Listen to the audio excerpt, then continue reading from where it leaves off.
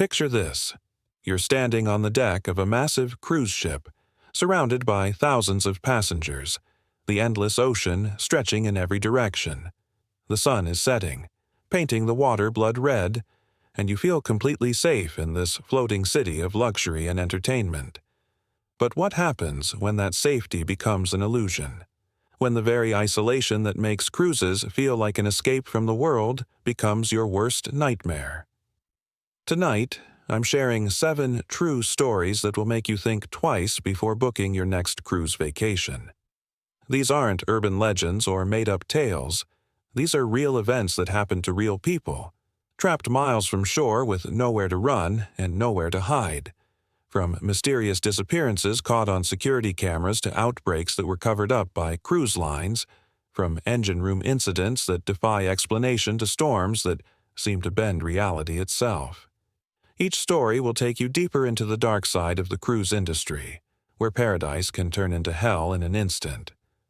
Before we dive into these disturbing true events, make sure to click that subscribe button and hit the bell icon so you never miss our latest horror content.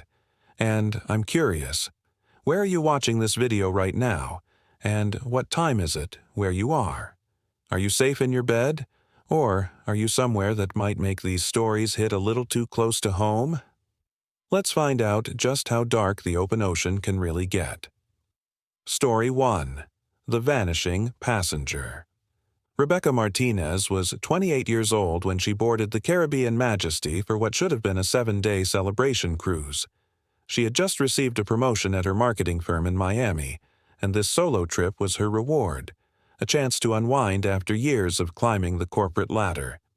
Rebecca was the type of person who documented everything on social media, posting photos of her elegant stateroom and dinner at the ship's restaurant. Her last Instagram post was timestamped at 11:47 p.m. on the second night, showing her laughing at the poolside bar with new friends. What happened in the hours that followed would become one of the most disturbing maritime mysteries in modern history. Security footage from the ship's camera network tells a chilling story that defies explanation. At 1:23 a.m., cameras captured Rebecca walking alone through the Deck 7 corridor, still wearing her red dress from dinner but now barefoot, carrying her heels. Her movements appeared normal, though she seemed to be looking over her shoulder occasionally. At 1:31 a.m., she entered the elevator and pressed the button for Deck 12. But here's where the footage becomes truly unsettling. Rebecca appears to be following something that isn't visible on camera. She walks with purpose down the corridor, occasionally stopping and turning her head as if listening to someone, but the audio records only ambient ship sounds. The last confirmed sighting of Rebecca was captured near the ship's aft section at 2:17 a.m. The footage shows her standing at the railing, but she's not alone. Shadows move behind her in ways that don't match the ship's lighting patterns. Maritime security experts who analyzed this footage described these shadow movements as inconsistent with any known light source on the vessel. What makes this even more disturbing is that Rebecca appears to be engaged in conversation with someone positioned just outside the camera's view. Lip-reading specialists determined she was saying, "I understand," and "I'll come with you," repeatedly. At 2:19 a.m., she steps out of frame and is never seen again. When Rebecca's absence was discovered the next morning, her stateroom told a story that made no sense.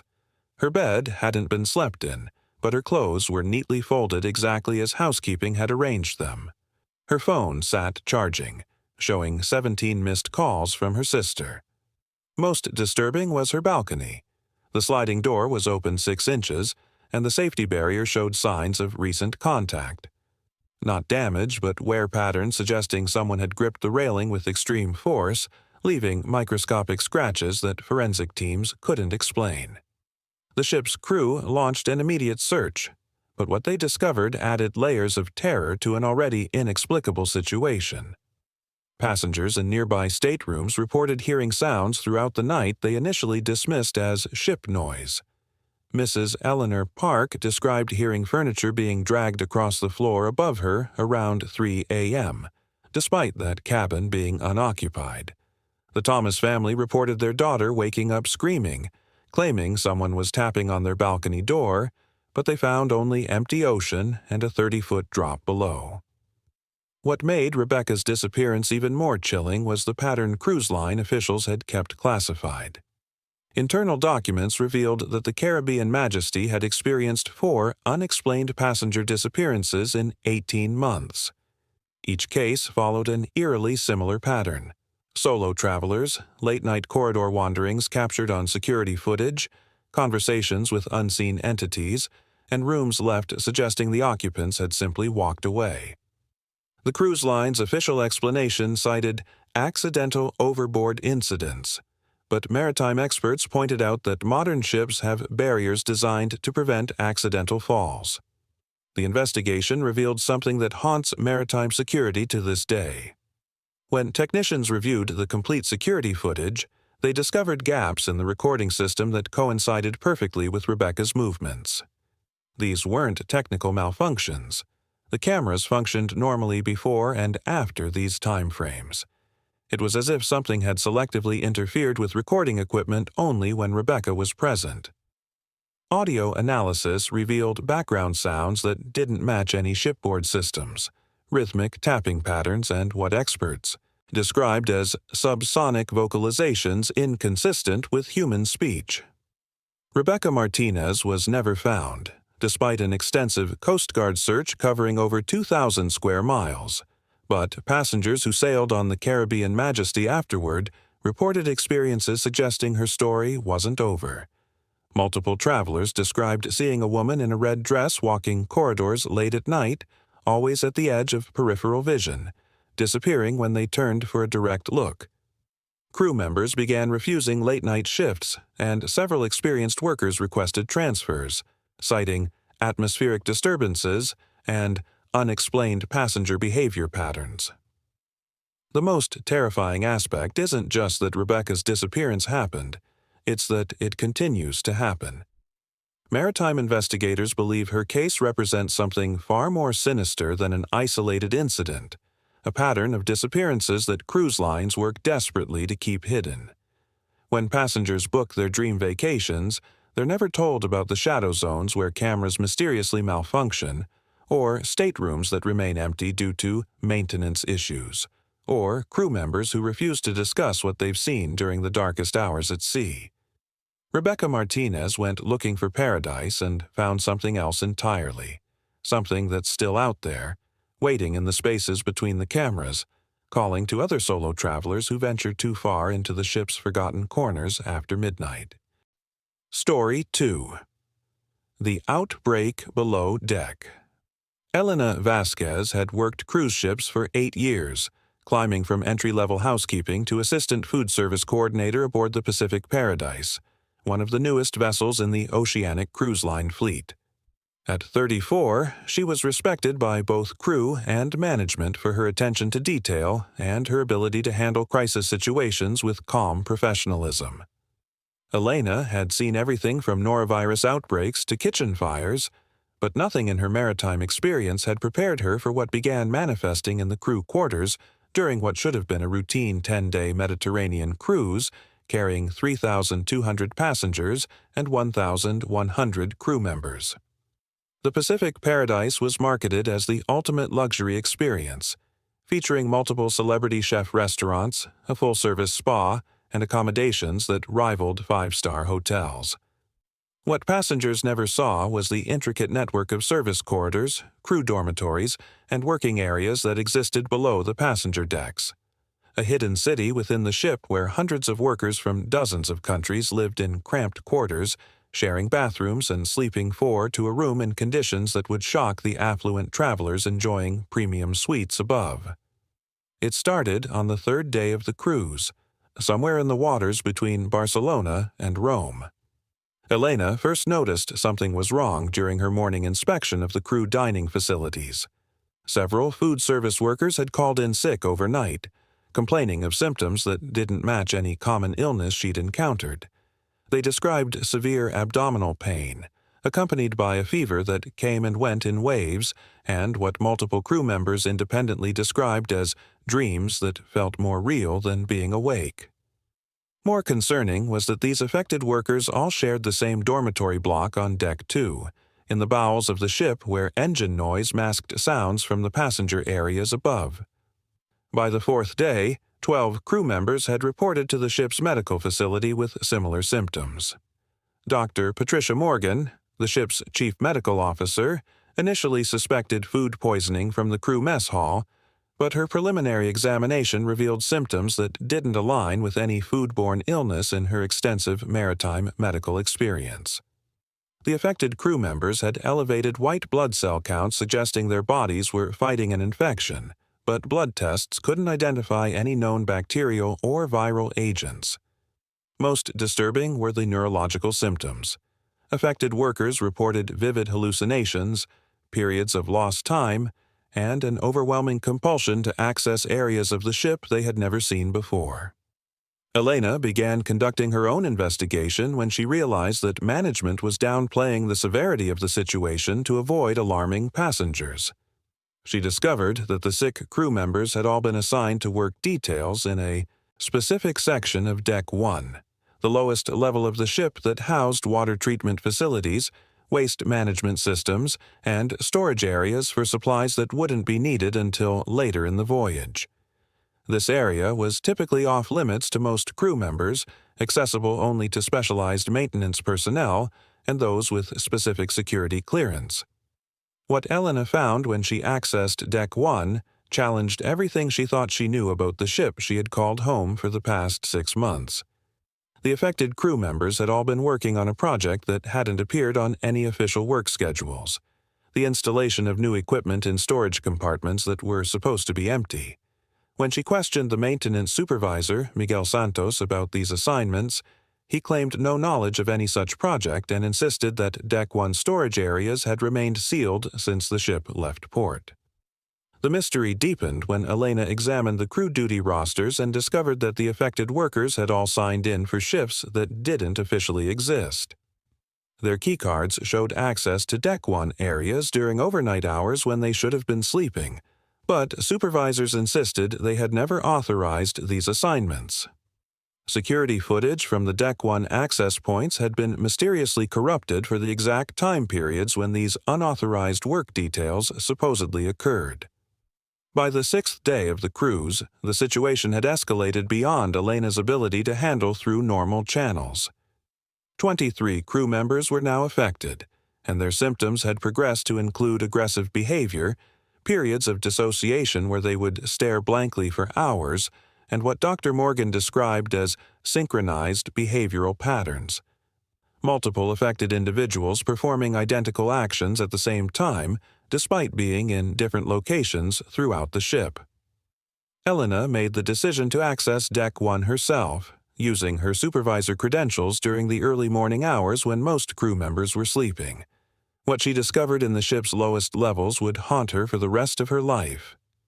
The storage compartments that were supposed to be empty contained equipment she had never seen before, metallic structures that resembled a cross between medical devices and industrial machinery, connected by cables and tubes that pulsed with a faint, rhythmic light. The air in these compartments felt different, thicker, with a metallic taste that made her gums ache. More disturbing were the sounds emanating from the equipment. Not mechanical noise, but something that resembled breathing, or perhaps whispering in languages she couldn't identify.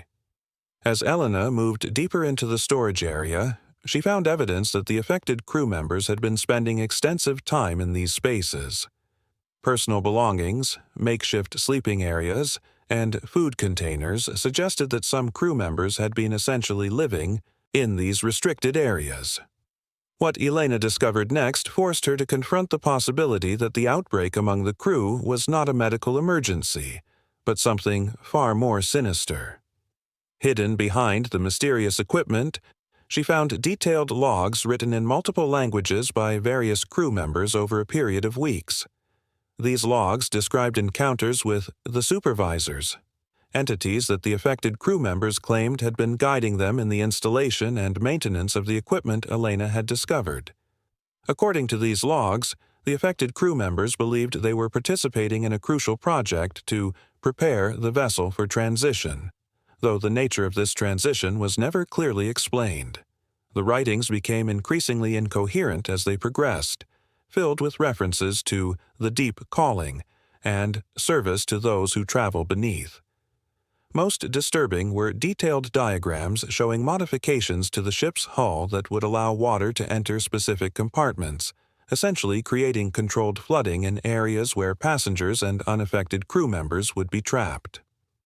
Elena's investigation was cut short when she was discovered in the restricted area by security personnel who claimed they had received reports of an intruder in the ship's lower levels. When she tried to explain what she had found, Security Supervisor James Mitchell insisted that the storage compartments were empty and accused her of hallucinating due to stress and poor air quality in the ship's lower decks. When Elena demanded that he accompany her to examine the equipment she had discovered, Mitchell claimed that she had led them to completely empty storage rooms. The gaslighting continued when Elena reported her findings to Dr. Morgan and other senior staff members. They insisted that she had been working excessive hours and suggested that she was experiencing sympathetic symptoms related to the crew members under her supervision. When Elena demanded to see the logs and equipment she had photographed with her phone, she discovered that all of her photos had been corrupted, showing only empty storage spaces that looked nothing like what she remembered documenting. By the 8th day of the cruise, 47 crew members were affected by what management was now officially calling stress-related exhaustion with associated delusional episodes. The affected crew had been isolated in a section of crew quarters that Elena was no longer authorized to access. Dr. Morgan announced that the outbreak was under control and that normal crew rotations would resume once the ship returned to port. Passengers remained completely unaware of the crisis unfolding below their luxury accommodations. Elena's attempts to investigate further were blocked at every turn. Her security clearance was revoked, limiting her access to crew areas where she might gather more evidence. When she tried to contact port authorities about the situation, she discovered that all outgoing communications from crew members were being monitored and filtered. Her emails to maritime health authorities were blocked, and her attempts to use passenger internet services were denied due to what management claimed were system maintenance issues. The situation reached its horrifying climax on the 9th night of the cruise.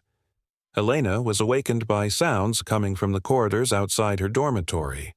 Not the typical noise of crew members moving between shifts, but a coordinated movement of dozens of people walking in perfect synchronization.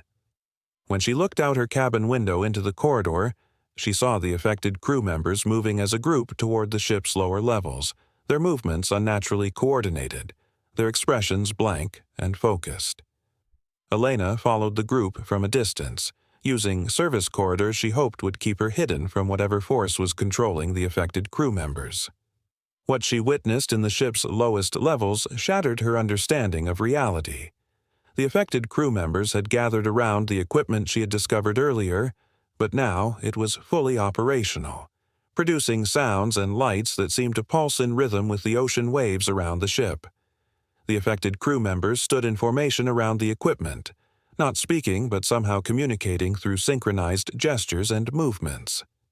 Elena watched in horror as they began systematically activating systems throughout the ship, not to harm passengers or cause immediate damage, but to make subtle modifications that would affect the vessel's long-term structural integrity and navigation capabilities.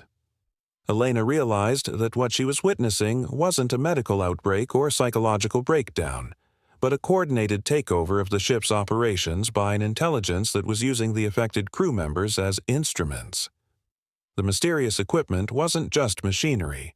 It was a control system that had somehow integrated with the crew members' nervous systems, allowing them to be directed and coordinated by something that existed beyond the boundaries of the ship itself. Her attempts to document this final revelation were interrupted when she was discovered by the affected crew members. But instead of the aggressive confrontation she expected, they simply stared at her with expressions of what seemed like pity or disappointment. One of them, a maintenance worker named Carlos, who had been among the first affected, approached her and spoke in a voice that sounded like his own but carried undertones that seemed to come from multiple sources. "Elena," he said, his eyes reflecting the pulsing lights from the equipment behind him. "You've worked so hard to understand, but understanding isn't what's required now. The ship needs to reach its destination, and we're helping it get there. The passengers think they're traveling to Mediterranean ports, but this vessel has a different purpose now. You can join us in the work, or you can rest until we reach where we're really going." Elena's memory of what happened next remains fragmented. She recalls being led to a section of the ship she had never seen before, a space that seemed larger than should have been possible given the vessel's blueprints. She remembers equipment similar to what she had found in the storage areas, but far more extensive, integrated into the ship's structure in ways that suggested it had been installed during the vessel's original construction rather than added later. When Elena awakened, she was in the ship's medical facility, with Dr. Morgan explaining that she had been found unconscious in a service corridor, apparently having suffered a breakdown due to the stress of managing the crew health crisis. The doctor insisted that Elena had been hallucinating, that her memories of equipment and coordinated crew behavior were symptoms of exhaustion and exposure to poor air quality in the ship's lower levels. The Pacific Paradise completed its Mediterranean cruise without further incident. The affected crew members recovered and returned to normal duties, though Elena noticed that they moved and worked with an efficiency and coordination that seemed almost supernatural. Passengers disembarked praising the exceptional service and the crew's attention to detail, never suspecting that their luxury vacation had occurred while something far more sinister was taking control of their floating paradise. Elena requested a transfer to another ship immediately upon returning to port, but her personnel file now contained medical notes describing her as prone to stress-related episodes and unsuitable for supervisory positions. She found herself assigned to entry-level positions on vessels with limited access to critical ship operations. When she tried to investigate other cruise ships for similar patterns of crew behavior or unexplained equipment installations, she discovered that her access to maritime employment databases had been restricted. The Pacific Paradise continues to operate today, carrying thousands of passengers on Mediterranean and Caribbean itineraries. But Elena's investigation revealed something that haunts her every day: the possibility that modern cruise ships are being systematically compromised by an intelligence that uses crew members as unwitting agents in a plan whose ultimate purpose remains terrifyingly unclear. For passengers who trust their safety to cruise line operations, Elena's story serves as a chilling reminder that the people responsible for their welfare may be serving masters whose agenda extends far beyond providing luxury vacation experiences. What makes Elena Vasquez's account so disturbing isn't just what she discovered, but what she was prevented from discovering. The systematic suppression of her investigation, the corruption of evidence, and the gaslighting she experienced suggests that the outbreak aboard the Pacific Paradise was not an isolated incident, but part of a pattern that cruise lines and maritime authorities work tirelessly to keep hidden from public scrutiny. For the millions of passengers who board cruise ships each year, Elena's story represents the possibility that their floating cities of luxury and entertainment may be serving purposes that have nothing to do with vacation experiences and everything to do with preparations for something that passengers are never meant to understand. Story 3: The Engine Room Incident. David Chen had been working maritime engine maintenance for 12 years when he signed on to the Atlantic Serenity as lead mechanical engineer. At 41, David was considered one of the most experienced engineers in the fleet, someone who could diagnose engine problems by sound alone. The Atlantic Serenity was equipped with state-of-the-art propulsion systems that should have made David's job routine. What happened during a maintenance inspection on the ship's fifth night at sea would challenge everything he thought he knew about the mechanical systems that keep cruise ships operational. The trouble began during David's routine midnight inspection. The ship was maintaining steady speed through calm Atlantic waters, with all systems operating normally according to computer displays. But David's experienced ear detected something the sophisticated sensors couldn't identify: a rhythmic variation in the engine harmonics that suggested mechanical stress in ways he had never encountered before. David descended to Engine Bay 4, which housed auxiliary power systems and backup generators.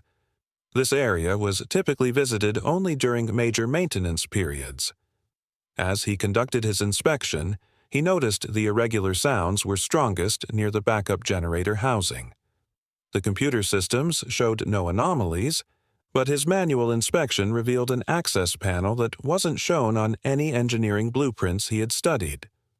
When David opened this unmarked panel, he found himself looking into a maintenance corridor that extended deeper into the ship's hull than should have been structurally possible.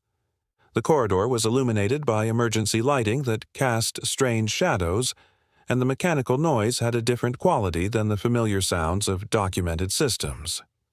Against his better judgment, David entered this undocumented space to investigate what appeared to be unauthorized modifications to the ship's engines.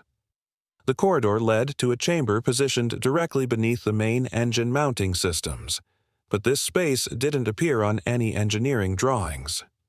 The chamber contained machinery that resembled engine components, but was unlike anything in David's extensive experience. The equipment appeared to be integrated with the ship's main engines through connections that bypassed all normal monitoring and safety systems. David's inspection revealed technology that seemed decades ahead of anything he had encountered in the maritime industry. The equipment operated with efficiency and precision that defied his understanding of mechanical engineering, producing power outputs his instruments couldn't accurately measure. More disturbing was his realization that this undocumented system appeared to be the ship's actual propulsion source, with the visible engine serving as elaborate camouflage. As David attempted to document his discovery, the hidden machinery began responding to his presence in ways that mechanical systems shouldn't be capable of. The equipment's operational patterns changed when he approached different components, as if it was aware of his investigation. The ambient noise shifted to frequencies that made him nauseous and disoriented, though his instruments showed no corresponding changes in measurable sound levels. David's attempt to return to the main engine room was complicated by what appeared to be systematic changes in the ship's internal layout. The corridor he had used now led to different areas, and access panels that had been unlocked were now sealed with security systems he didn't recognize. His radio communication with the bridge was blocked by interference, leaving him trapped in the ship's lower levels with no way to alert other crew members. The situation escalated when David realized the hidden machinery was actively hostile to his presence. The equipment began producing sounds and vibrations designed to incapacitate him, forcing him to seek shelter behind legitimate engine components. His attempts to shut down the mysterious systems were blocked by security protocols that displayed warnings in languages he couldn't identify. The hidden equipment began extending mechanical appendages that resembled maintenance tools but moved with purpose and coordination, suggesting artificial intelligence. David discovered the chamber was far more extensive than initially realized, containing life support systems, navigation computers, and communication arrays operating independently of the ship's documented systems. He understood that the Atlantic Serenity was essentially two ships, the luxury vessel passengers experienced, and a far more advanced craft hidden within the same hull. David's attempts to escape were frustrated by mechanical systems determined to prevent him from leaving with knowledge of their existence. The equipment used physical barriers and neurological interference to disorient him. His instruments began malfunctioning from directed electromagnetic interference designed to disable his ability to document or communicate his discoveries. The most terrifying realization was that the machinery wasn't trying to kill him, but working to integrate him into its operational systems. The mechanical appendages were attempting to attach monitoring devices that would allow the hidden systems to use his engineering expertise while keeping him conscious but no longer in control of his actions. David's resistance triggered emergency protocols within the hidden machinery. Using tools from his kit, he began systematically damaging connections between the hidden systems and legitimate engines, creating cascading failures that force the concealed technology to prioritize self-preservation over capturing him. This created the opening he needed to locate emergency escape routes. When David finally reached the communication station, he discovered his access credentials had been revoked and all outgoing communications were blocked. His attempts to activate emergency protocols were prevented by security systems insisting there was no emergency condition, despite obvious evidence of unauthorized technology. David's ordeal ended when he was found unconscious in Engine Bay 4 by the morning shift, approximately 18 hours after beginning his inspection. The official report stated he had suffered a mechanical accident during unauthorized maintenance, resulting in injuries requiring immediate medical attention and evacuation to shore-based facilities. According to investigators, David had been trapped beneath fallen equipment for hours before discovery. Physical evidence supported this explanation. His injuries were consistent with being crushed by heavy machinery, and damaged equipment showed signs of sudden mechanical failure. However, David's account differed dramatically from official findings. He insisted he had discovered unauthorized technology and that his injuries resulted from attempts to escape machinery trying to integrate him into the ship's systems. His claims were dismissed as hallucinations caused by oxygen deprivation and head trauma. What made David's case disturbing was the systematic suppression of supporting evidence. The access panel he described was found sealed with no signs of recent opening. The hidden chamber couldn't be located by investigators, and engineering surveys found no unaccounted spaces.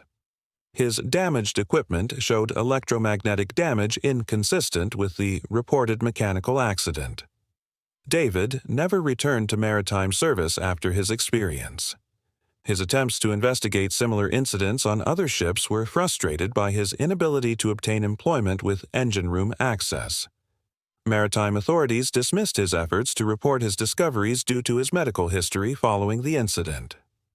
The Atlantic Serenity continues operating transatlantic crossings, carrying thousands of passengers who trust their safety to what they assume are conventional propulsion systems. David's experience suggests modern cruise ships may be equipped with capabilities extending far beyond luxury transportation, and that mechanical systems responsible for passenger safety may serve purposes having nothing to do with vacation experiences. For passengers boarding cruise ships assuming vessels operate using well-understood maritime technology, David Chen's story represents a terrifying possibility. That ships carrying them across vast ocean distances may be powered by systems whose true nature and purpose remain hidden even from the engineers responsible for their operation. What lurks in hidden chambers beneath passenger decks may be far more advanced and dangerous than anything the cruise industry wants customers to discover. Story 4. The Storm That Never Ended. Captain Maria Santos had navigated through Atlantic storms for 23 years, earning her reputation as one of the most capable cruise ship commanders in the industry. At 52, she had guided vessels through hurricanes, equipment failures, and medical emergencies that would have overwhelmed less experienced captains. When she took command of the Northern Majesty for what should have been a routine 7-day Caribbean cruise, Maria expected nothing more challenging than typical tropical weather patterns and the usual passenger management issues that came with carrying 3,800 travelers through paradise waters. The Northern Majesty departed Fort Lauderdale on a Tuesday morning under clear skies, with weather forecasts showing nothing more threatening than scattered afternoon thundershowers typical of Caribbean sailing in late summer. Maria's planned route would take them to Cozumel, Jamaica, and the Bahamas before returning to Florida, a journey she had completed dozens of times aboard various vessels. The ship's advanced weather radar and satellite communication systems provided real-time updates from multiple meteorological services, ensuring that any developing weather patterns would be detected hours before they could threaten passenger safety. The first signs of trouble appeared on the third night of the cruise, approximately 200 miles southeast of Jamaica. Maria was reviewing the next day's port arrival procedures when her navigation officer, Lieutenant Commander James Walsh, reported unusual readings from the ship's weather monitoring systems. The radar was detecting a storm formation that hadn't appeared on any satellite images or Weather Service reports, a massive system that seemed to have materialized from nowhere in the span of less than 30 minutes. What made this storm formation particularly concerning was its behavior patterns, which defied everything Maria understood about Caribbean weather systems. The storm wasn't moving according to prevailing wind patterns or seasonal weather flows. Instead, it appeared to be stationary, positioned directly in the path of the Northern Majesty's planned route, as if it had formed specifically to intercept their vessel. More disturbing was the storm's size and intensity, which continued to grow despite atmospheric conditions that should have caused it to dissipate. Maria ordered course corrections to avoid the storm system, but her navigation instruments indicated that every alternative route was being blocked by weather formations that appeared and disappeared faster than any natural meteorological phenomenon could explain. Each time the ship changed direction, new storm cells materialized ahead of their position, creating a maze of severe weather that seemed designed to trap the Northern Majesty in an increasingly confined area of ocean. As the ship entered the outer bands of the storm system, passengers began experiencing effects that went beyond typical seasickness or weather-related discomfort. Medical officer Dr. Rachel Moore reported a surge in visits from travelers complaining of disorientation, vivid nightmares, and what multiple passengers described as time confusion. The feeling that hours were passing in minutes or that time was moving backward. Several passengers insisted that they had experienced the same conversations and events multiple times, as if they were trapped in temporal loops. The storm's impact on the ship's electronic systems was unlike anything Maria had encountered in her maritime career. Navigation instruments provided conflicting readings about the vessel's position, with GPS systems showing locations that were hundreds of miles apart simultaneously. Communication with maritime authorities became impossible, as radio frequencies were overwhelmed by interference that sounded almost like voices speaking in languages that no one aboard could identify. Most disturbing was the storm's effect on the ocean itself. The waves surrounding the Northern Majesty moved in patterns that violated basic principles of oceanography, creating geometric formations that seemed artificially constructed rather than naturally occurring. Maria watched from the bridge as the water around the ship formed spirals and angles that remained stable despite the chaotic wind patterns, as if something beneath the surface was controlling the wave behavior. As the storm intensified, passengers began reporting sightings that challenged rational explanation. Multiple travelers described seeing other ships in the distance, vessels that appeared to be from different time periods, everything from 18th-century sailing ships to modern cruise liners that didn't match any known maritime designs. These phantom vessels would appear clearly visible for minutes at a time before vanishing completely, leaving no trace on radar or other detection systems. The crew's attempts to maintain normal cruise operations became increasingly difficult as the storm's influence spread throughout the ship. Entertainment staff reported that passengers were becoming aggressive and paranoid, forming groups based on shared hallucinations and conspiracy theories about the storm's origin. Several travelers claimed they could hear voices coming from the ocean itself, calling to them in languages they somehow understood despite never having heard them before. Maria's greatest concern was the storm's apparent intelligence, the way it responded to her navigation decisions with counter-moves that suggested deliberate strategy rather than random weather patterns. When she ordered the ship to turn northeast, the storm would shift to block that direction. When she reduced speed to ride out the weather, the storm would intensify to force them to seek shelter that didn't exist. It was as if something was using the weather system as a tool to manipulate their course toward a destination that wasn't marked on any maritime charts. The situation reached a critical point when the ship's chronometers began showing impossible readings. Clocks throughout the vessel displayed different times that didn't correspond to any known time zones or astronomical observations. Some passengers reported that their personal timepieces had stopped completely, while others claimed their watches were running backward. Maria realized they weren't just trapped in a storm. They were caught in some form of temporal anomaly that was affecting the fundamental nature of time itself. Maria's attempts to radio for assistance revealed that the storm was having effects far beyond their immediate location. When she finally established brief contact with Coast Guard stations, she was told that the Northern Majesty had been reported missing for over 2 weeks, despite the crew's records showing they had been in the storm for only 3 days. Maritime authorities insisted that search and rescue operations had been unable to locate any trace of the vessel, despite Maria's certainty that they remained within a few hundred miles of their original position. The passengers' psychological condition continued to deteriorate as the storm persisted. Dr. Moore reported that travelers were experiencing shared hallucinations, seeing the same impossible sights and hearing identical voices that seemed to be calling them toward the ship's railings. Several passengers had to be physically restrained to prevent them from attempting to leave the vessel, insisting that they could see land or rescue ships that existed only in their storm-induced visions. What terrified Maria most was the growing realization that the storm wasn't trying to destroy the Northern Majesty, but was hurting them toward something. The weather patterns consistently pushed the ship in a specific direction, toward coordinates that didn't appear on any nautical charts. When Maria attempted to resist this guidance by ordering maximum engine power in the opposite direction, the storm would intensify to dangerous levels, forcing her to comply with its apparent demands or risk catastrophic damage to the vessel. The climax of their ordeal came when the storm suddenly intensified to levels that should have torn the ship apart, yet somehow left the Northern Majesty intact while transforming the ocean around them into something that defied natural explanation. The water turned colors that had no names, shifting between hues that hurt to look at directly. The waves formed structures that resembled buildings or monuments, massive formations that rose from the depths and remained stable despite the chaotic weather.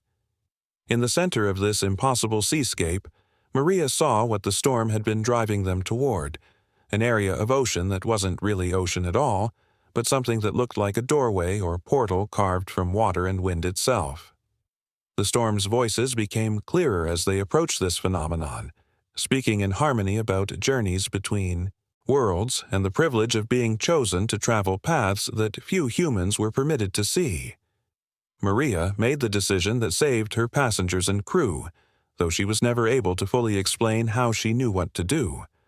Instead of allowing the ship to enter the portal that the storm had created, she ordered full reverse engines while simultaneously activating every emergency beacon and distress signal the vessel possessed. The combination of technological signals and her rejection of the storm's guidance seemed to break whatever force had been controlling the weather system. The storm dissipated as suddenly as it had appeared, leaving the Northern Majesty in calm waters under clear skies that looked nothing like the hellish vortex they had just escaped. Maritime rescue vessels found them within hours, though the rescue teams insisted they had been searching the exact same coordinates for over 2 weeks without finding any trace of the missing ship. The official investigation concluded that the Northern Majesty had encountered an unusual but explainable weather phenomenon, possibly a rogue storm system that had interfered with navigation and communication equipment while causing mass hallucinations among passengers due to atmospheric pressure changes. Maria's detailed logs of the storm's intelligent behavior were classified as stress-induced misperceptions, and passenger accounts of impossible sights were dismissed as collective hysteria. Maria Santos retired from cruise ship command immediately after the Northern Majesty incident, though she continued working in maritime consulting until her death 5 years later. Her private journals, discovered after her passing, contained detailed maps of ocean areas where she believed similar temporal storms might occur, along with warnings about weather patterns that showed signs of artificial intelligence or external control. The Northern Majesty continues to operate Caribbean cruises, though passenger manifests show unusual patterns of repeat bookings, travelers who return to the ship repeatedly, claiming they're searching for something they lost during previous voyages. Several passengers have reported dreams about storms that call to them, weather systems that promise to show them wonders beyond human imagination if they're brave enough to trust in forces greater than maritime technology. For passengers who board cruise ships expecting nothing more than predictable weather and routine sailing, Captain Maria Santos's experience represents a terrifying possibility that the oceans hide phenomena far beyond human understanding, storms that can trap vessels in temporal loops and guide them toward destinations that exist outside normal reality. What lurks in the spaces between weather patterns may be intelligence that uses storms as tools to collect human souls for purposes that no survivor has ever been able to explain. Story 5. The midnight dining horror chef, Antoine Dubois, had built his reputation over 15 years in some of the world's most prestigious kitchens before accepting the position of executive chef aboard the Mediterranean Pearl, one of the luxury cruise line's flagship vessels. At 38, Antoine was known for his perfectionist approach to cuisine and his ability to manage the complex logistics of feeding 4,200 passengers and 1,200 crew members while maintaining five-star restaurant standards. The Mediterranean Pearl's kitchen operations were his domain, a massive culinary facility spanning 3 decks and employing over 200 food service professionals from around the world. The Mediterranean Pearl was embarking on a 14-day voyage through the Greek islands, carrying passengers who had paid premium prices for what the cruise line marketed as the ultimate gastronomic experience at sea. Antoine's responsibility extended beyond simple meal preparation to creating an immersive dining experience that would justify the vessel's reputation as a floating luxury resort. His menus featured ingredients sourced from the finest suppliers in Europe, wines selected from exclusive vineyards, and presentation standards that rivaled Michelin-starred establishments. The trouble began on the 7th night of the cruise, during preparations for what should have been the voyage's culinary highlight, a formal dining event featuring a 7-course tasting menu that Antoine had spent months perfecting. The evening service was scheduled to accommodate all passengers in multiple seatings, requiring precise coordination between kitchen staff, servers, and the ship's beverage operations. Everything had proceeded normally during the day's preparation until Antoine began his final quality inspection of ingredients that had been loaded during their last port stop in Santorini. Antoine's trained palate immediately detected something wrong with the evening's primary protein, premium Mediterranean seafood that should have been at peak freshness. The scallops, which had been properly refrigerated and showed no visible signs of spoilage, had developed an unusual aftertaste that Antoine couldn't identify despite his extensive culinary experience. The flavor wasn't typical food spoilage, but something subtly wrong that made his stomach turn in ways he had never experienced during decades of tasting thousands of ingredients. The anomaly wasn't limited to the seafood. As Antoine conducted systematic taste tests of the evening's prepared components, he discovered that multiple ingredients from different suppliers were showing signs of contamination that didn't match any known food safety issues. The olive oil had developed a metallic undertone, the imported cheeses carried flavors that resembled medicine rather than dairy products, and even basic seasonings like sea salt had acquired tastes that seemed almost chemical in nature. What made this contamination particularly disturbing was its selectivity. Not all ingredients were affected, and the contamination didn't follow any logical pattern that Antoine could identify. Items from the same suppliers and storage locations would be perfectly normal, while identical products stored in adjacent containers showed signs of the mysterious flavor alteration. The contamination seemed to target specific dishes from his planned menu rather than affecting ingredients randomly. Antoine's attempts to identify the source of contamination led him to review the ship's food storage and handling procedures with his sous chef, Isabella Moreau, a veteran cruise chef who had worked maritime kitchens for over a decade. Isabella confirmed Antoine's observations about the unusual flavor profiles but pointed out something even more concerning. Several kitchen staff members had reported feeling unwell after routine taste testing during the day's preparation, but their symptoms didn't match typical food poisoning or allergic reactions. The affected kitchen staff described symptoms that Isabella had never encountered in her cruise ship experience. vivid hallucinations during food preparation, periods of lost time where they couldn't remember completing assigned tasks, and an overwhelming compulsion to continue cooking despite feeling physically ill. 3 prep cooks had been found by supervisors standing motionless over their stations, apparently conscious but unresponsive to direction, continuing to chop vegetables in perfect rhythm while staring blankly ahead. Antoine made the decision that would save hundreds of lives while destroying his culinary career. He ordered the immediate disposal of all ingredients showing signs of contamination and began emergency preparation of alternative menu items using only supplies that had passed rigorous testing. His decision meant disappointing passengers who had paid premium prices for the advertised gourmet experience. But Antoine's instincts told him that serving the contaminated food would result in catastrophe far worse than customer complaints. The cruise line's food service manager, Robert Heinrich, initially resisted Antoine's recommendations, pointing out that the disposal of premium ingredients would result in significant financial losses and that passenger satisfaction surveys would suffer if the advertised menu wasn't delivered. Heinrich argued that Antoine was overreacting to minor flavor variations that passengers wouldn't notice, and that the affected kitchen staff were probably suffering from seasickness or exhaustion rather than food-related illness. Antoine's insistence on safety protocols escalated to involve ship management when he threatened to refuse service entirely rather than serve food he believed to be contaminated. Captain Elena Rodriguez was called to mediate the dispute between her executive chef and the food service management, creating a situation where passenger safety, financial considerations, and operational requirements were in direct conflict with no clear regulatory guidelines for the type of contamination Antoine had identified. While management debated Antoine's concerns, the contamination began spreading to ingredients that had previously tested normal. Isabella reported that the mysterious flavor alteration was affecting new batches of food faster than should have been possible through any known contamination vector.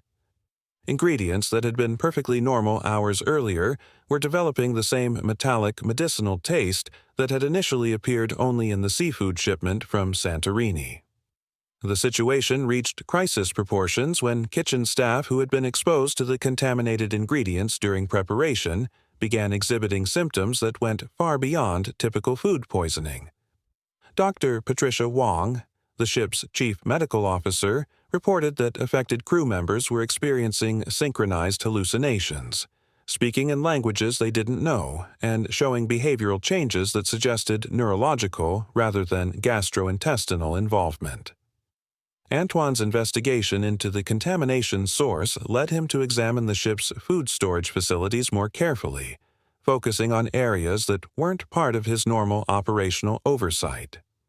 In the ship's deepest storage levels, he discovered that the contaminated ingredients were being stored in compartments that showed signs of modification since the vessel's original construction. The storage areas contained equipment that wasn't shown on any kitchen facility blueprints, devices that appeared to be treating or processing food supplies without authorization from culinary management. The unauthorized equipment appeared to be injecting substances into food containers through microscopic punctures that were nearly impossible to detect without specific knowledge of what to look for. Antoine realized that the contamination wasn't accidental spoilage or supply chain failure, but deliberate treatment of passenger food with compounds that he couldn't identify using standard kitchen testing procedures. Someone or something was systematically poisoning the cruise ship's food supply for purposes that had nothing to do with passenger satisfaction. Antoine's attempts to document the unauthorized food processing equipment were frustrated by security systems that prevented him from photographing or removing samples of the mysterious compounds being injected into passenger meals. His access to the contaminated storage areas was revoked by ship security, who claimed that he was exceeding his authority as executive chef by investigating areas outside his departmental responsibility. The cover-up became apparent when Antoine discovered that his concerns about food contamination were being systematically ignored by ship management, despite clear evidence that passenger safety was at risk. His reports to maritime health authorities were blocked by communication systems that claimed technical difficulties, and his attempts to contact port authorities about the contamination were prevented by security protocols that monitored and filtered all crew communications. As the evening's formal dining service approached, Antoine faced an impossible choice between serving food he knew to be contaminated or refusing service and potentially ending his culinary career. The decision was made for him when kitchen staff who had been most exposed to the contaminated ingredients began exhibiting behavior that made normal food service impossible. Affected crew members were working with mechanical precision, but had lost the ability to communicate or respond to instructions that weren't related to their specific food preparation tasks. Antoine watched in horror as his kitchen staff, many of whom he had worked with for years, continued performing their duties while showing signs of severe neurological impairment. They prepared dishes with perfect technical skill but seemed unaware of their surroundings, working in eerie synchronization that suggested they were being controlled by some external influence rather than making conscious decisions about their culinary tasks.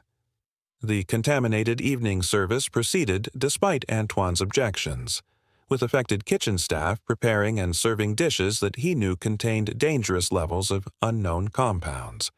Passengers received their 7-course tasting menus without any indication that their food had been systematically poisoned, while Antoine watched from the kitchen feeling helpless to prevent what he believed would be a mass casualty event.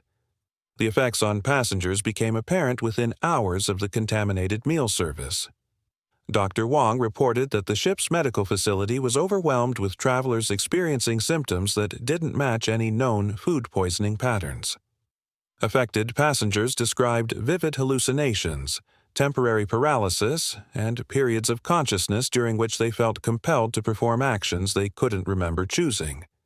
Several passengers were found wandering the ship's corridors in states of apparent sleepwalking, moving with purpose toward destinations they couldn't explain. What made the passenger reactions particularly terrifying was their synchronized nature. Affected travelers were exhibiting identical behavioral patterns, speaking similar phrases in languages they didn't recognize, and showing signs of shared hallucinations that suggested the contamination was creating some form of collective consciousness among those who had consumed the poisoned food. Passengers who had never met were working together on tasks they couldn't explain, as if the contamination had created a hive mind that was using their bodies for purposes beyond their understanding. Antoine's attempts to treat affected passengers were complicated by the fact that standard medical interventions had no effect on the mysterious compounds that had contaminated their food. Dr. Wong's analysis showed that the poisoned passengers had substances in their bloodstreams that didn't match any known toxins or pharmaceuticals, chemical signatures that seemed to be designed to alter brain function rather than cause traditional poisoning symptoms. The crisis escalated when contaminated passengers began gathering in specific areas of the ship, moving in coordinated groups toward locations that weren't part of normal passenger activities. Security footage showed affected travelers accessing service areas and crew quarters they should have had no knowledge of, working together to override electronic locks and safety systems with expertise that none of them possessed individually. Antoine realized that the food contamination wasn't intended to harm passengers, but to transform them into agents of some intelligence that was using the cruise ship as a recruitment ground for purposes he couldn't comprehend. The poisoned passengers were being converted into extensions of whatever force had orchestrated the contamination, conscious but no longer in control of their own actions, serving goals that had nothing to do with their original vacation plans. The ship's management response to the crisis focused on containing information rather than addressing the contamination source. Passenger communications were restricted, port authorities were given false reports about the ship's status, and maritime health agencies were told that the vessel was dealing with a minor outbreak of seasickness rather than systematic poisoning of nearly half the passenger manifest. Antoine's final act as executive chef was to document everything he had discovered about the food contamination and the unauthorized equipment that had been used to poison passenger meals. His detailed records, hidden in areas of the kitchen that he hoped would be discovered by future investigators, provided evidence that the Mediterranean Pearl was being used for purposes far beyond luxury cruising, and that passenger safety was being sacrificed for agenda that extended beyond corporate profit motives. The Mediterranean Pearl completed its voyage without officially reporting any serious medical incidents, despite the fact that over 1,800 passengers had been systematically poisoned during the formal dining service. Affected passengers were told they had experienced mild food sensitivities and were provided with medication that management claimed would prevent future symptoms, though Antoine suspected the drugs were designed to suppress memories of their contamination experience rather than treat any medical conditions. Antoine Dubois was dismissed from his position immediately upon the ship's return to port, with cruise line officials citing failure to maintain food safety standards and unauthorized deviation from approved menu procedures. His attempts to report the food contamination to maritime authorities were dismissed due to his employment termination and the cruise line's official denial that any contamination had occurred. The Mediterranean Pearl continues to operate luxury dining cruises, carrying thousands of passengers who trust their meals to culinary operations they assume meet international food safety standards. Antoine's experience suggests that cruise ship food service may be serving purposes that extend far beyond passenger satisfaction, and that the meals provided to unsuspecting travelers may contain ingredients designed to alter their consciousness and behavior for reasons that have nothing to do with culinary excellence. For passengers who board luxury cruise ships expecting gourmet dining experiences, Chef Antoine Dubois' story represents a horrifying possibility that the meals they consume may be systematically contaminated with compounds designed to transform them into agents of forces whose agenda remains hidden from public scrutiny. What flows from cruise ship kitchens may be far more dangerous than anything passengers could imagine, and the price of luxury dining at sea may be the loss of their own free will. Story 6. The Cabin Next Door. Sarah Kim had been working as a guest services coordinator aboard cruise ships for 6 years when she was assigned to the Caribbean Empress, a mid-sized vessel carrying 2,800 passengers on 7-day Western Caribbean itineraries. At 29, Sarah had developed the professional skills necessary to handle the complex interpersonal dynamics that arose when thousands of strangers were confined together in floating accommodations, from minor disputes over dining reservations to serious medical emergencies that required delicate coordination with maritime authorities. Her position gave her access to passenger information and cabin assignments that most crew members never saw, making her uniquely qualified to recognize patterns of behavior that might indicate developing problems before they escalated into serious incidents. Sarah's stateroom was located on Deck 6 in the crew quarters, positioned directly adjacent to a passenger cabin that housed what appeared to be a married couple traveling together on what their booking information indicated was an anniversary celebration. The couple had registered as Marcus and Lisa Park from Denver, Colorado, both in their early 30s, with no previous cruise experience and no special accommodation requests that would have brought them to Sarah's attention under normal circumstances. The first signs of trouble came on the second night of the cruise, when Sarah was awakened by sounds coming from the adjoining passenger cabin that were unlike anything she had encountered in her years of shipboard living. The walls between crew quarters and passenger accommodations were designed to provide reasonable sound isolation, but the noise from cabin 6147 was intense enough to penetrate the barriers. Not shouting or arguing, but what sounded like furniture being thrown against walls with systematic precision, followed by periods of complete silence that were somehow more disturbing than the crashes. Sarah's professional training had equipped her to recognize the signs of domestic disputes, but the sounds from cabin 6147 didn't match typical patterns of relationship conflict. The crashes occurred at regular intervals, as if someone was methodically destroying the room's contents according to a predetermined schedule. Between the periods of destruction, Sarah could hear what sounded like crying, but not from distress or pain.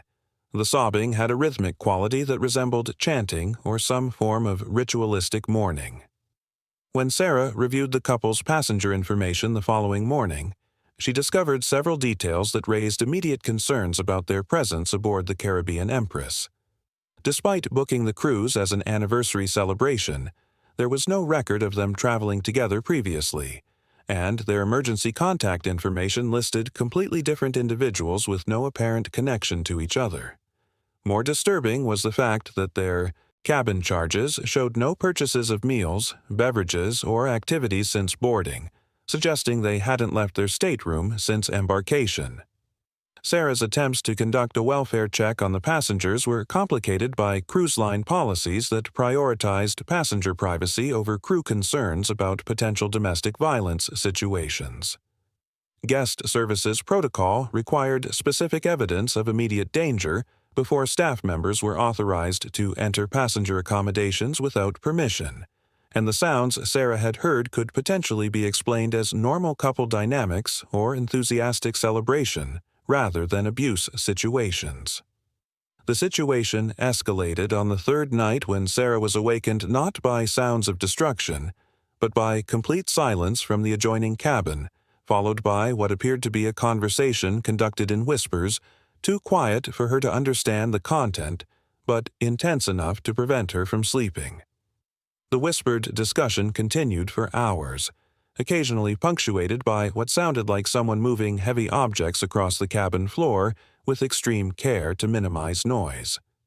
Sarah's concern deepened when she realized that the whispered conversation involved more than two voices. Despite the couple's reservation showing only 2 passengers assigned to cabin 6147, she could distinguish at least 4 different speakers participating in the lengthy discussion. The additional voices had different accents and speaking patterns that suggested the couple was entertaining guests, but passenger manifests showed no indication that anyone else should have access to their accommodations. When Sarah attempted to verify the situation through the ship's security monitoring systems, she discovered that the cameras in the corridor outside cabin 6147 had been experiencing intermittent malfunctions since the couple had boarded. The technical issues weren't consistent enough to trigger maintenance requests, but created gaps in surveillance that would prevent security staff from monitoring who was entering or leaving the cabin. Sarah's investigation into the couple's background revealed discrepancies that suggested their identities might not be legitimate. The credit card used to book their cruise was registered to a corporation that didn't appear in standard business databases, and their home address in Denver corresponded to a vacant lot according to online mapping services. When Sarah attempted to contact them through the ship's internal communication systems, their cabin phone consistently went unanswered despite clear evidence that they were present in their stateroom. The crisis reached its peak on the 4th night when Sarah was awakened by sounds that made her question everything she thought she understood about the situation in cabin 6147. Instead of the destruction or whispered conversations she had grown accustomed to, she heard what sounded like multiple people crying in unison, but not in distress. The crying had a celebratory quality, as if the participants were experiencing profound joy or relief about something they had accomplished. Sarah made the decision to contact ship security despite the lack of clear evidence that passenger safety was at risk. When Security Officer James Wright arrived to investigate her concerns, he initially dismissed her reports as misunderstandings about normal passenger behavior. However, his attitude changed dramatically when he attempted to listen at the door of cabin 6147 and was unable to hear any sounds at all, despite Sarah's insistence that the crying celebration had been audible from her cabin just minutes earlier.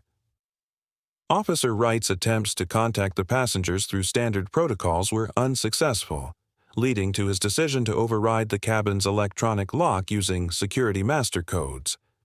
When they entered cabin 6147, they found a scene that challenged their understanding of what should have been possible within the confined space of a cruise ship stateroom. The cabin contained evidence that far more than 2 people had been occupying the space for an extended period. Personal belongings, sleeping arrangements, and food containers suggested that at least 6 individuals had been living in accommodations designed for double occupancy. More disturbing was the systematic modification of the cabin's structure. Furniture had been rearranged to create what appeared to be a workspace for activities that had nothing to do with vacation relaxation. The bathroom contained equipment that neither Sarah nor Officer Wright could identify, devices that resembled medical instruments but were connected to the cabin's plumbing and electrical systems in ways that suggested permanent installation rather than temporary use. The modifications appeared to have been made by someone with detailed knowledge of the ship's internal systems, requiring technical expertise that typical passengers wouldn't possess. Most terrifying was the discovery of detailed floor plans showing not just cabin 6147, but multiple other passenger accommodations throughout the ship, with handwritten notes indicating observation schedules and behavioral patterns of travelers who had no idea they were being monitored. The documents suggested that the occupants of cabin 6147 were conducting systematic surveillance of other passengers for purposes that had nothing to do with typical cruise ship activities. When Sarah and Officer Wright attempted to locate the passengers who had been occupying the modified cabin, they discovered that Marcus and Lisa Park had somehow left the ship during their last port stop without triggering any of the embarkation/disembarkation tracking systems that monitored all passenger movements. According to official records, they were still aboard the Caribbean Empress, but no trace of them could be found despite comprehensive searches of the vessel. The investigation revealed that the couple's disappearance was part of a pattern that cruise line security had been working to suppress. Multiple ships in the fleet had experienced similar incidents involving passengers who booked accommodations using questionable identification, modified their cabins for unauthorized purposes, and vanished without explanation, while leaving behind evidence of activities that suggested intelligence gathering or surveillance operations. Sarah's attempts to report the situation to maritime authorities were frustrated by cruise line policies that classified passenger surveillance activities as proprietary security matters not subject to external oversight. Her detailed documentation of the cabin modifications and suspicious passenger behavior was confiscated by company security officials who claimed the information contained sensitive operational details that could compromise passenger safety if disclosed to unauthorized personnel. The Caribbean Empress continued its scheduled itinerary without officially reporting any missing passengers or security incidents. The modified cabin was quietly returned to service after what management described as routine maintenance, with no indication that future passengers would be informed about the unauthorized surveillance equipment that had been discovered in their accommodations. Sarah Kim was transferred to a different vessel within the cruise line's fleet immediately after the Caribbean Empress incident, with company officials citing her need for additional training in passenger privacy protocols and better understanding of appropriate crew intervention procedures. Her attempts to investigate similar surveillance activities on other ships were limited by reduced security clearance and assignment to positions that provided no access to passenger cabin areas. The Caribbean Empress continues to carry thousands of passengers on Caribbean itineraries, with travelers trusting that their accommodations provide privacy and security appropriate for vacation relaxation. Sarah's experience suggests that cruise ship cabins may be occupied by individuals whose presence serves purposes far beyond tourism, and that passenger privacy may be systematically compromised by surveillance operations that cruise lines work to conceal from both travelers and maritime authorities. For passengers who book cruise accommodations expecting privacy and security, Sarah Kim's story represents a chilling possibility that the cabins adjacent to their own may be occupied by operatives conducting surveillance for reasons that have nothing to do with hospitality or passenger service. What happens in the space next door may be far more dangerous than anything travelers could imagine, and the people sharing their corridor may be gathering information that could put entire passenger manifests at risk for purposes that remain hidden from public scrutiny. Story 7. The Final Port. James Rodriguez had been working as a Port Authority inspector for the Miami-Dade Maritime Division for 18 years, when he was assigned to conduct routine safety and customs inspections aboard the Ocean Paradise, a massive cruise ship that regularly transported over 5,000 passengers between Caribbean ports and Florida's busiest cruise terminals. At 45, James had developed an expertise in identifying irregularities in passenger manifests, cargo documentation, and crew certifications that made him one of the most trusted inspectors in the Southeast Maritime region. His position required him to board arriving vessels and verify that all passengers, crew members, and cargo matched official documentation before ships were cleared for disembarkation and port operations. The Ocean Paradise was scheduled to complete a 10-day Caribbean cruise on a Tuesday morning in late September, arriving at Port Miami after visiting stops in Jamaica, Cozumel, and the Bahamas. James's routine inspection was supposed to be a straightforward verification process, comparing passenger counts with embarkation records, reviewing crew documentation for visa compliance, and conducting spot checks of cargo areas to ensure no unauthorized materials were being transported into United States territorial waters. The ship's reputation for operational excellence and its clean inspection history suggested that James's work would be completed within a few hours, allowing the vessel to begin its scheduled turnaround for the next cruise departure. The first indication that something was wrong came when James attempted to access the ship's passenger manifest database to begin his count verification. The Ocean Paradise's passenger services manager, Catherine Walsh, provided him with documentation that showed 4,847 passengers had embarked for the cruise, but James's preliminary head count of travelers gathering in disembarkation areas suggested significantly more people were aboard the vessel than official records indicated. James's years of experience had taught him to trust his instincts when numbers didn't match documentation, and his initial survey of passenger gathering areas revealed individuals who appeared to be traveling without proper identification or embarkation records. When he questioned several of these undocumented passengers about their boarding procedures, they provided answers that didn't correspond to any standard cruise line embarkation processes, describing check-in procedures that didn't match the Ocean Paradise's established protocols. The situation became more concerning when James discovered that the additional passengers weren't random stowaways or booking errors, but appeared to be organized groups traveling under some form of alternative arrangement that wasn't reflected in official passenger manifests. These individuals had cabin assignments, meal plans, and activity access that indicated they were legitimate passengers, despite having no corresponding documentation in the ship's booking systems. James's attempts to reconcile the passenger count discrepancies with ship management led to meetings with senior officers who seemed surprisingly unconcerned about the presence of undocumented travelers aboard their vessel. Captain Miguel Santos insisted that all passengers aboard the Ocean Paradise had been properly processed according to maritime regulations, and that James's count variations were likely due to miscommunication about crew members who might be included in passenger areas during disembarkation procedures. When James requested access to the ship's complete embarkation records from the cruise's departure port, he was told that the documentation was stored in computer systems that were experiencing technical difficulties and couldn't be accessed until after the vessel had completed its current port operations. This explanation troubled James, as maritime regulations required passenger documentation to be immediately available to Port Authority inspectors regardless of technical issues. James's investigation took a disturbing turn when he began interviewing individual passengers about their cruise experiences, hoping to identify how the undocumented travelers had gained access to the vessel. Several passengers provided accounts that didn't match the Ocean Paradise's published itinerary, describing port stops and activities that hadn't been part of the advertised cruise package.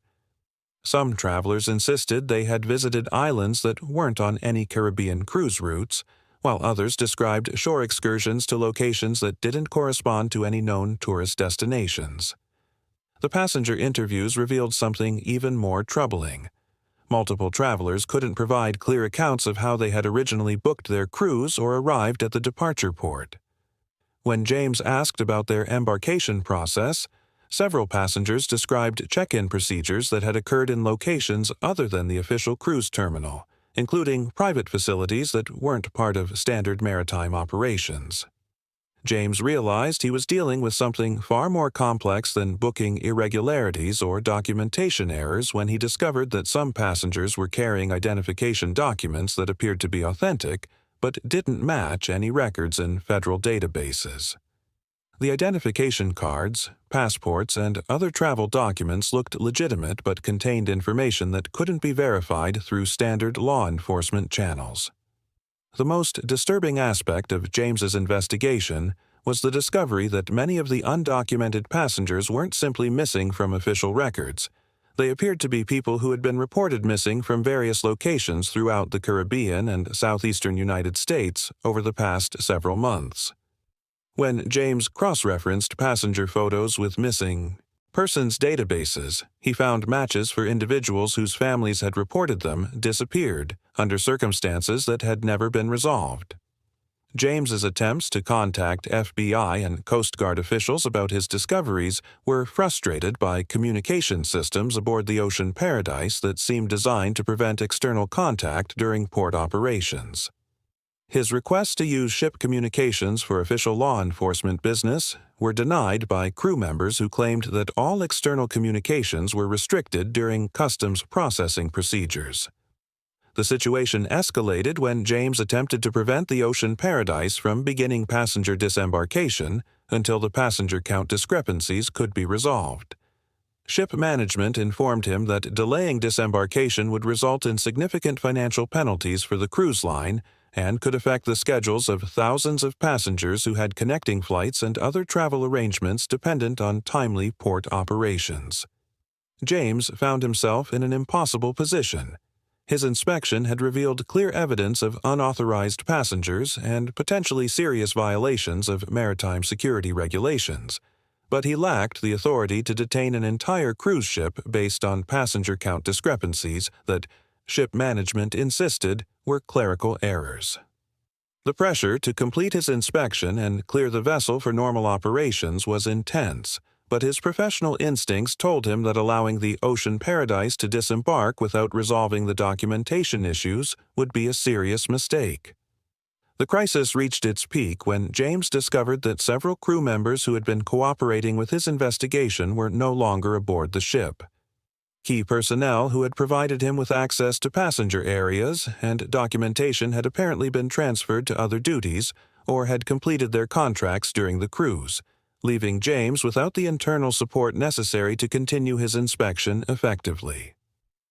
When James demanded to speak with the crew members who had been assisting his investigation, he was told that they had disembarked at previous ports for personal reasons or medical emergencies. However, crew manifest records showed no indication that any personnel had left the vessel during the cruise, suggesting that James's sources of information had been systematically removed to prevent him from gathering additional evidence about the passenger irregularities. James's final attempt to resolve the situation involved requesting backup from additional Port Authority inspectors and federal law enforcement agents who could provide the manpower necessary to conduct a comprehensive investigation of the Ocean Paradise's passenger and crew documentation. However, his requests for assistance were denied by supervisors who insisted that his concerns about passenger count discrepancies were insufficient grounds for the extensive resources that would be required for a detailed investigation. The Ocean Paradise was ultimately cleared for disembarkation after James was overruled by senior Port Authority officials who determined that the passenger count variations were within acceptable margins of error for vessels of that size. The undocumented passengers were allowed to leave the ship along with legitimate travelers, dispersing into the Miami area without any tracking or follow-up investigation of their status or origins. James Rodriguez was reassigned to different inspection duties immediately after the Ocean Paradise incident, with Port Authority management citing his need for additional training in standard inspection procedures and better understanding of the practical limitations of passenger verification processes. His detailed reports about the undocumented passengers and missing persons matches were classified as preliminary findings that required additional verification before any law enforcement action could be justified. The Ocean Paradise continues to operate regular Caribbean cruises, carrying thousands of passengers who trust that cruise line security and port authority inspections ensure that all travelers aboard vessels are properly documented and legally authorized to enter United States ports. James's experience suggests that cruise ships may be systematically transporting individuals whose presence serves purposes far beyond tourism, and that maritime inspection processes may be inadequate to detect sophisticated human trafficking operations that use legitimate cruise operations as cover for illegal activities. For passengers who board cruise ships assuming that all fellow travelers have been properly screened and documented, James Rodriguez's story represents a terrifying possibility. That cruise vessels may be serving as transportation systems for human trafficking networks that operate with the knowledge and cooperation of maritime authorities who have been compromised or overwhelmed by the scope of the illegal operations. What makes James's account particularly disturbing is the systematic suppression of his investigation and the apparent coordination between cruise line management and port authority officials to prevent thorough examination of passenger documentation irregularities. His experience suggests that the cruise industry may be serving purposes that extend far beyond vacation transportation, and that the people sharing passenger accommodations may include individuals whose presence aboard vessels represents threats to national security and public safety that remain hidden from legitimate travelers and law enforcement agencies. The Ocean Paradise incident revealed something that haunts maritime security professionals: the possibility that cruise ships are being used as sophisticated human trafficking operations that transport victims and perpetrators across international boundaries while maintaining the appearance of legitimate tourism businesses. For the millions of passengers who board cruise vessels each year trusting that their fellow travelers have been properly screened, James Rodriguez's story serves as a chilling reminder that the luxury cruise industry may be providing cover for criminal enterprises whose scope and impact extend far beyond anything the traveling public could imagine. What happens at the final port may determine the fate of individuals whose presence aboard cruise ships has nothing to do with vacation experiences and everything to do with criminal networks that use maritime transportation to move human cargo for purposes that legitimate passengers are never meant to discover. The people disembarking at ports around the world may include victims and perpetrators of crimes that challenge our understanding of how international criminal organizations operate, and the cruise ships that transport them may be serving as floating prisons disguised as luxury vacation experiences.